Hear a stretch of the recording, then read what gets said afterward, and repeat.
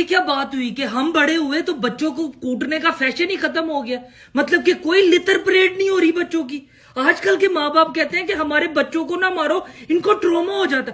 Trauma भाई जिन्नी साडे माँ प्यो ने सानू लितर परेड की है, सानू तो कोमा हो जाना चाहिए सी। पेरेंट्स कह रहे हैं कि हमारे बच्चों को डांटो मत, इनके इमोशंस हर्ट हो जाते हैं।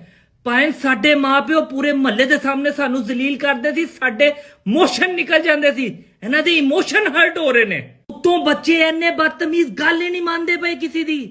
पैन जरा सी बात इनकी ना मानो, ये जमीन पे लेट के मुजरा करने लग जाते हैं।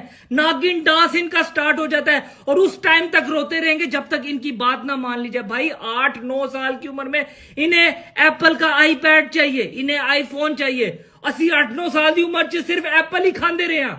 ਉਹ ਵੀ ਅਗਰ ਅਸੀਂ ਅੱਧਾ ਛੱਡ ਦਿੱਤਾ ਤਾਂ ਸਾਡੇ ਮਾਪਿਓ ਨੇ ਸਾਨੂੰ ਕੁੱਟਣਾ ਸ਼ੁਰੂ ਕਰ ਦਿੱਤਾ ਕਿ ਤੁਹਾਡੇ ਪਿਓ ਦਾ ਹਰਾਮ ਦਾ ਪੈਸਾ ਹੈ ਕਿ ਤੁਸੀਂ ਜ਼ਾਇਆ ਕਰੀ।